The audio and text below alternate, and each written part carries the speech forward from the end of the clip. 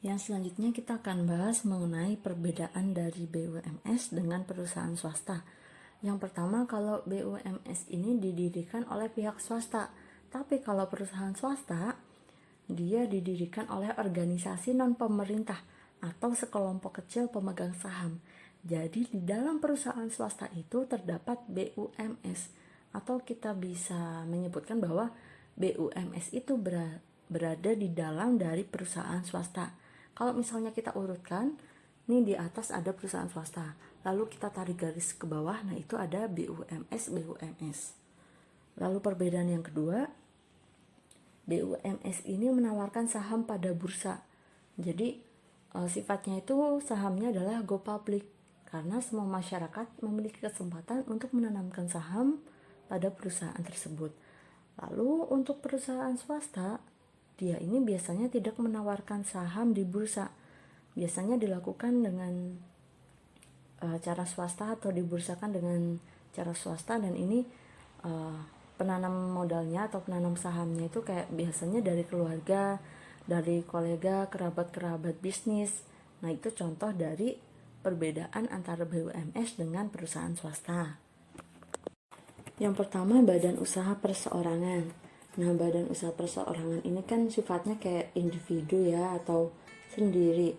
Kita yang mengelola sendiri. Jadi konsep dari badan usaha perseorangan ini adalah usaha yang dimiliki, dipimpin dan dikelola oleh seseorang yang memiliki tanggung jawab penuh atas segala resiko yang dilakukan oleh kegiatan usaha dalam perusahaan.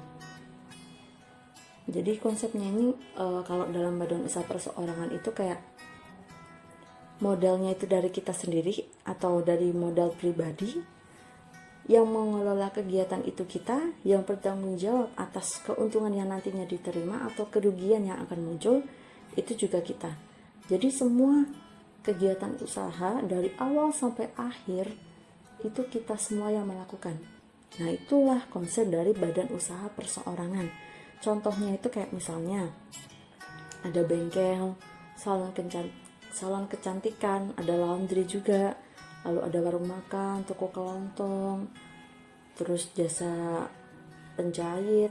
Nah, itu merupakan contoh dari badan usaha perseorangan yang bisa kita jumpai dalam kehidupan sehari-hari. Nah, ciri-cirinya apa nih dalam badan usaha perseorangan? Yang pertama, modalnya itu berasal dari pribadi atau dari pemilik. Lalu bentuk usaha ini biasanya tidak terlalu besar. Lalu yang ketiga, pengelolaan atau pengendalian usaha itu tergantung pada pemimpin. Itu tergantung pada kitanya sendiri. Kalau kitanya itu profesional, kita bagus mengelola usaha kita akan maju dan memiliki kelanjutan atau berkelanjutan sampai nanti-nanti. Tapi kalau kepemimpinan kita itu tidak bagus, kita tidak bisa memimpin secara efektif dan efisien, kemungkinan usaha kita tidak akan berjalan dengan lancar atau tidak akan bertahan cukup lama. Lalu ciri-ciri yang terakhir itu keuntungan dan kerugian ditanggung sendiri, karena itu kan semuanya itu berasal dari kita, rugi yang nanggung kita, untung juga buat kita. Jadi dari kita, oleh kita, dan untuk kita. Kelebihan dari badan usaha perseorangan yang pertama, pengelolaannya itu kan mudah. Karena kan ini ya, kalau badan usaha perseorangan itu kan kita sendiri yang mengelola. Jadi kita tahu nih kegiatan usaha yang kita lakukan itu bagaimana, nanti kira-kira keuntungannya seberapa, kerugian yang mungkin timbul itu seperti apa, kita bisa minimalisir. Terus yang kedua, ini mudah dalam mengambil kebijakan atau keputusan, karena kan semuanya itu kita tanggung jawabkan karena kita sebagai pemimpin dan pengelola. Jadi ketika ada suatu problem atau masalah, kita akan lebih cepat dan mudah untuk mengambil kebijakan. Berbeda dengan ketika kita melakukan kerjasama dengan orang lain, kita harus mendengarkan pendapat mereka, kita akan bermusyawarah untuk mencapai mufakat, dan tentunya pengambilan keputusannya itu jauh lebih lama. Lalu yang ketiga, keuntungan itu menjadi milik sendiri atau menjadi milik pendiri dari badan usaha tersebut. Lalu yang selanjutnya, rahasianya itu lebih terjamin karena nggak ada orang yang tahu. Ya mungkin yang tahu cuman kayak keluarga, terus mungkin suami atau istri. Nah itu kan rahasianya itu lebih terjamin daripada ketika kita itu kayak misalnya bekerja sama dengan orang lain dan kita belum tahu bagaimana orang tersebut, bisa saja rahasia kita itu bocor sampai kemana-mana. Lalu kelebihan yang kelima itu pajak yang kita bayarkan jauh lebih kecil. Lalu yang keenam, biaya pengelolaan itu jauh lebih murah. Karena itu tadi, kita mengelola sendiri, kita memimpin sendiri, kita bertanggung jawab atas semuanya, sehingga kita bisa meminimalisir dan menekan biaya produksi. Untuk kekurangan badan usaha perseorangan, yang pertama, tanggung jawab ini tidak terbatas. Jadi semuanya itu kita pertanggungjawabkan, entah itu dari modalnya, keuntungan dan juga kerugian operasional perusahaan, itu kita bertanggung jawab. Sehingga tanggung jawab kita itu tidak hanya terbatas pada modal saja, tetapi keseluruhan usaha. Terus yang kedua, kerugian ditanggung sendiri. Ya iya, karena kan ini kita yang mendirikan, otomatis untung yang ditanggung sendiri, rugi juga ditanggung sendiri. Lalu yang ketiga, sumber keuangan terbatas, karena ini kan berasal dari modal pribadi ya, atau dana pribadi, sehingga modalnya itu tidak terlalu besar karena kita tidak melakukan kerjasama dengan pihak lainnya. Lalu yang keempat, keberlanjutan usaha tidak terjamin. Nah, ini tergantung pada sikap profesional kita atau pengelolaan dan pengembangan usaha yang kita lakukan. Semakin kita itu bagus kinerjanya, otomatis usaha kita akan berjalan dengan lancar dan bertahan cukup lama. Tapi kalau misalnya kita awalnya semangat terus kinerjanya semakin turun, kita tidak bisa mengelola dengan baik, nah itu kemungkinan yang besar kita akan mengalami kerugian dan usaha yang kita lakukan itu akan bangkrut atau tidak bisa bertahan dengan lama. Kekurangan yang terakhir itu adalah kesulitan dalam kepemimpinan dan organisasi jika usaha kita itu berkembang dengan pesat. Nah, ketika usaha kita itu berkembang dengan pesat, otomatis kegiatan operasionalnya itu jauh lebih banyak dan besar. Banyak kegiatan yang harus dilakukan, entah itu dari kayak pembeliannya, lalu packingnya, pengirimannya, itu akan jauh lebih besar. Dan tentunya kalau kita melakukan seorang diri, itu akan sulit. Kita memerlukan bantuan dari orang lain. Nah, untuk meminimalisir terjadinya kesulitan dalam kepemimpinan ini, kita bisa meminta tolong kepada keluarga atau dengan teman dekat kita untuk membantu kita bekerja. Nanti mereka bisa kita berikan imbalan berupa kayak uang atau dibelikan apa, itu sebagai bentuk terima kasih mereka sudah membantu kita. Yang kedua, kita akan bahas mengenai firma. Nah, firma ini kan badan usaha yang didirikan oleh 2 orang atau lebih dengan menggunakan satu nama usaha bersama. Misalnya tuh kayak gini, Dandi, Adika sama Cipto nih, mereka ini kan partner in crime ya. Jadi mereka ini udah kenal dekat sejak lama, berteman dan bersahabat sejak lama. Mereka ini ingin mendirikan usaha fried chicken. Nah, mereka lalu mengadakan kerjasama nih bertiganya, lalu memutuskan bahwa toko fried chickennya akan dinamai dengan nama DAC Crispy misalnya. Jadi DAC Crispy ini, DAC-nya itu berasal dari gabungan inisial mereka, yaitu Dandi, Arika, dan juga Cipto. Nah, ini contoh dari firma.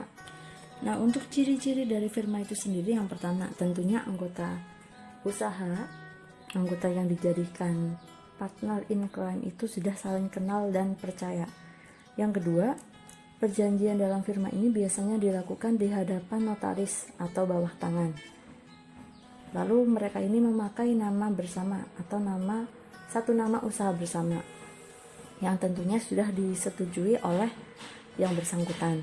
Lalu yang keempat, itu tanggung jawab dan risiko kerugian itu tidak terbatas, karena ini kan akan ditanggung bersama ya. Lalu ciri-ciri yang selanjutnya adalah setiap anggota memiliki wewenang untuk menjalankan usaha atau perjanjian tanpa harus memiliki persetujuan dari anggota lainnya. Karena kan mereka ini kan usahanya bersama ya, dan mereka ini memiliki kebebasan untuk melakukan perjanjian dengan orang lain tanpa persetujuan dari anggota yang lainnya, karena kan modalnya itu kan juga sendiri-sendiri. Nanti pembagian keuntungannya itu juga disesuaikan dengan modal yang mereka kasih. Misalnya kayak tadi soal yang tadi kayak Dandi nih, Dandi store modal 50 juta, lalu Arika store modalnya 70 juta, lalu yang terakhir Cipto total modal 50 juta. Nah, itu keuntungannya, pembagiannya nanti disesuaikan dengan besarnya modal yang mereka setorkan. Contoh firma yang ada itu contohnya itu kayak firma Crocs, ada firma Nike, Diadora, firma hukum.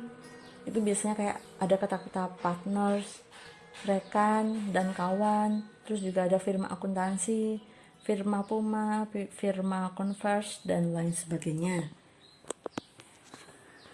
Kelebihan firma yang pertama, keberlangsungan usaha lebih terjamin. Lalu modal jauh lebih besar karena ini modalnya kan berasal dari anggota atau dari masing-masing anggota yang tentunya modal yang diserahkan sesuai dengan kemampuan anggota tersebut. Lalu kredit diperoleh secara lebih mudah karena keterjaminan usaha. Ketika usahanya terjamin, modalnya itu ada dan juga besar, tentunya mereka itu akan memperoleh kredit secara lebih mudah karena mereka dinilai mampu untuk mengembalikan kredit beserta bunganya. Lalu yang keempat, pemimpin usaha dapat dibagi sesuai dengan keahlian masing-masing sehingga keberlangsungan usaha itu jauh lebih terjamin karena setiap orang kan pasti memiliki potensi atau kemampuan yang berbeda-beda ya. Ketika mendirikan usaha mungkin saja kalian mampu di bidang keuangan, terus teman kalian mampu dalam marketingnya, terus yang satunya mampu dalam pengelolaan atau dalam masak-masaknya. Itu kan merupakan potensi yang akan mendukung dan menjamin keberlangsungan usaha kalian. Karena keahlian masing-masing inilah yang menjadikan kekuatan bagi usaha kalian untuk semakin maju. Untuk kekurangan firma itu sendiri, yang pertama, kesalahan anggota ditanggung oleh semua anggota atau kesalahan ditanggung bersama. Lalu yang kedua, tidak ada pemisah antara hak pemilik dan usaha. Jadi ini tidak bisa dipisahkan ya, mana yang merupakan hak usaha dan juga mana yang merupakan hak pemilik. Lalu yang ketiga, ini lebih sulit untuk membuat keputusan karena terdiri atas beberapa anggota yang tentunya pengambilan keputusannya harus memperhatikan pendapat dari anggota yang lainnya. Kalau misalnya kita bertindak sewenang-wenang atau bertindak sesukanya sendiri tanpa melakukan hubungan atau komunikasi dengan anggota yang lainnya, nah itu akan memperparah resiko dan tentunya ini akan muncul miskomunikasi atau perpecahan dari dalam usaha itu sendiri. Persekutuan komanditer atau Komanditer Vennootschap itu adalah persekutuan yang didirikan oleh orang-orang yang memberikan modal dan juga orang-orang yang aktif melakukan kegiatan usaha. Dalam hal ini terdiri atas sekutu aktif dan juga sekutu pasif. Nah, untuk sekutu aktif itu sendiri, mereka ini adalah orang yang menjalankan usaha dan memiliki tanggung jawab penuh atas seluruh kegiatan usaha, baik itu kegiatan utang maupun piutang, dan juga mereka ini memiliki kebijakan untuk menjalankan usaha dan juga memiliki kebijakan untuk mengadakan perjanjian dengan pihak ketiga. Lalu untuk sekutu pasif itu sendiri hanya sebatas pemberi modal. Tanggung jawab mereka itu hanya sebagai pemberi modal, sehingga mereka tidak melakukan kegiatan usaha atau tidak menjalankan kegiatan usaha secara aktif. Lalu untuk keuntungan dari sekutu pasif itu sendiri tergantung pada modal yang diberikan. Jadi jauh lebih kecil daripada keuntungan yang nantinya akan diterima oleh sekutu aktif. Nah, untuk kelebihan dari persekutuan komanditer, yang pertama, pendiriannya itu lebih mudah. Lalu modal yang diterima itu jauh lebih besar karena kan terdiri atas sekutu pasif dan juga aktif.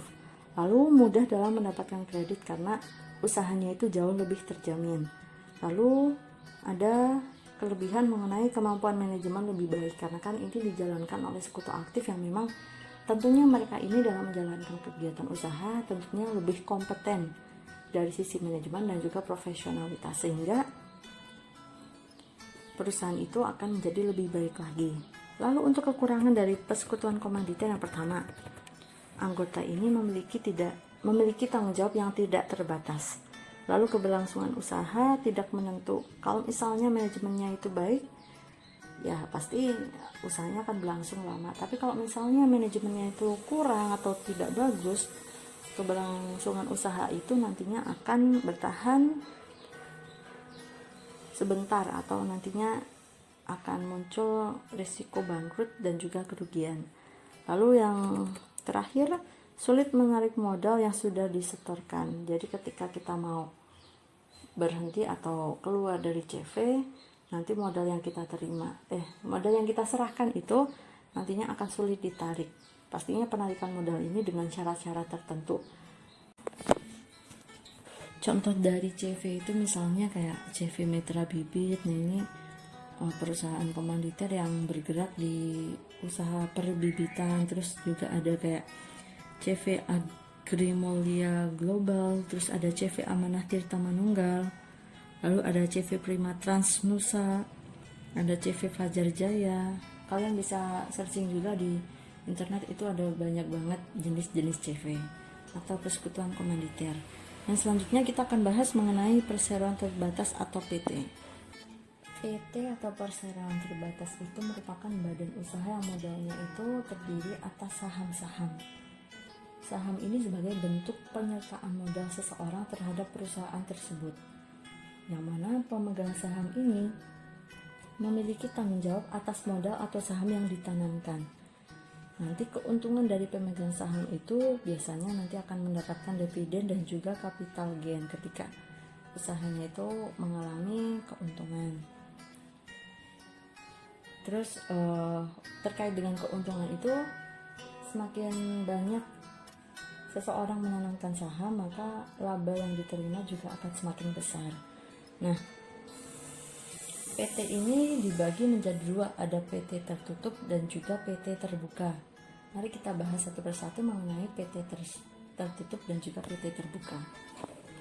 PT tertutup itu adalah perseroan terbatas yang menjual sahamnya itu kepada kolega, kerabat maupun keluarga. Jadi kalau tertutup itu sahamnya itu tidak dijual kepada masyarakat secara keseluruhan atau tidak dijual melalui bursa efek.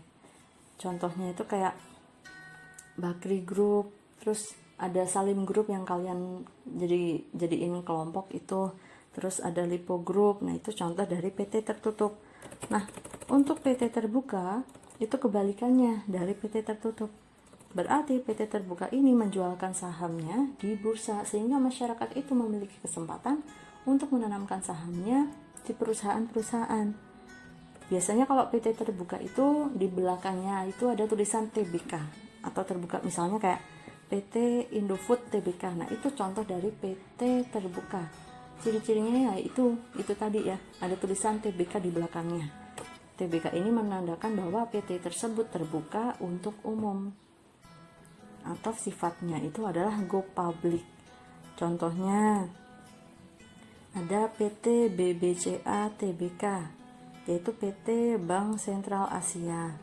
Lalu ada PT Telekomunikasi Indonesia Tbk, lalu ada PT Perusahaan Gas Negara, lalu ada PT BBRI Tbx atau Tbk, lalu ada PT Indofood Makmur Jaya Tbk dan lain sebagainya. Itu kalian bisa searching juga di internet, itu ada banyak banget jenisnya. Nah untuk ciri-ciri dari PT itu sendiri, yang pertama, kewajiban pemegang saham itu terbatas pada modal dan tidak melibatkan harta pribadi. Lalu yang kedua, modalnya itu besar. Lalu yang ketiga, keberlangsungan usaha itu berasal atau berada di tangan pemilik saham. Lalu yang keempat, pemimpin usaha itu merupakan orang yang kemungkinan itu tidak memiliki saham di perusahaan tersebut. Jadi belum tentu pemimpinnya itu dari pemegang saham, tetapi bisa juga di luar pemegang saham yang tentunya lebih kompeten atau lebih profesional dinilai dari beberapa aspek.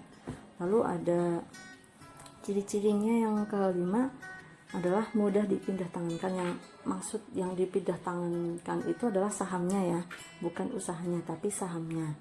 Lalu yang selanjutnya ini adalah ciri-ciri mengenai mudah mencari tenaga kerja. Ini kan biasanya kayak bentuknya perusahaan-perusahaan, dia menyerap tenaga kerja yang banyak banget, contohnya itu kayak Astra. Nah itu kan banyak ya. Lalu ada PT Indofood, ada PT Telkom. Itu kan biasanya per tahun itu mereka menyerap tenaga kerja itu banyak sekali ya, jadi mudah untuk melakukan penyerapan tenaga kerja atau mudah untuk mendapatkan pekerja atau karyawannya. Lalu yang selanjutnya, keuntungannya itu dalam bentuk dividen. Nanti juga ada capital gain atau capital loss. Lalu ciri-ciri yang selanjutnya adalah kekuatan direksi ini jauh lebih besar daripada kekuatan pemegang saham, karena pemimpin dalam PT itu disebut direksi, tetapi kekuasaan tertinggi itu berasal dari RUPS atau Rapat Umum Pemegang Saham. Lalu ciri-ciri yang selanjutnya adalah sulit untuk membubarkan perseroan terbatas. Lalu ciri-ciri yang terakhir adalah pajak ganda. Ini jadi PT itu bisa membayarkan pajak penghasilan dan juga pajak dividen, sehingga inilah yang dinamakan pajak ganda. Untuk kelebihan dari PT itu yang pertama, mudah mengumpulkan modal karena tinggal mengeluarkan saham. Lalu untuk yang kedua, pemimpin ini mudah diganti ketika pemimpin itu tidak kompeten. Lalu yang ketiga, tanggung jawab pemilik itu hanya sebatas pada saham. Lalu yang keempat, keberlangsungan usaha itu terjamin. Lalu untuk kekurangan dari PT sendiri, yang pertama, keputusan itu sulit diambil. Biasanya harus mengadakan rapat-rapat yang menghadirkan para pemegang saham.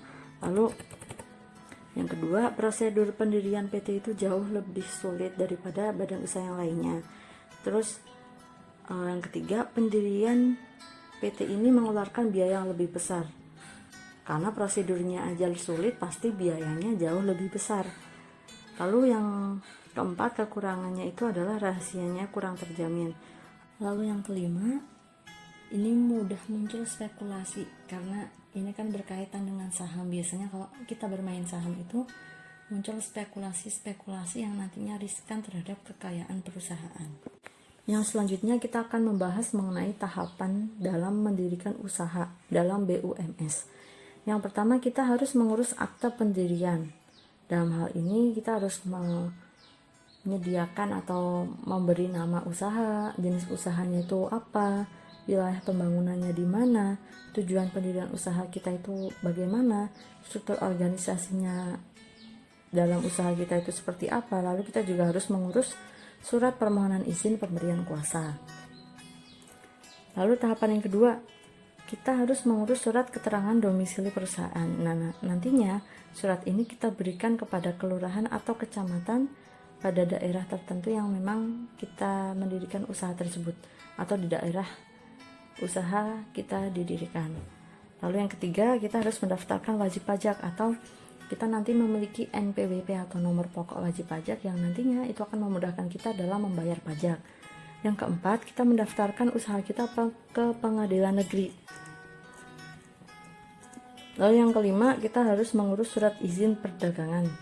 Nah, ini nanti biasanya diberikan kepada kantor perdagangan wilayah usaha.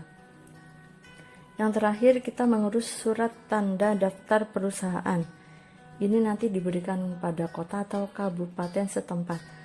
Nah, ini kita melengkapi persyaratan yang ada, misalnya kayak fotokopi akta pendirian, lalu ada fotokopi NPWP, KTP, NPWP pendiri usaha, fotokopi SIUP, dan lain sebagainya.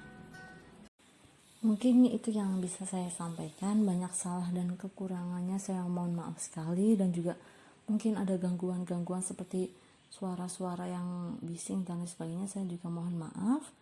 Atas perhatiannya saya ucapkan terima kasih. Semoga ini bermanfaat untuk kalian dan semoga kalian selalu diberkahi oleh Tuhan. Wassalamualaikum warahmatullahi wabarakatuh.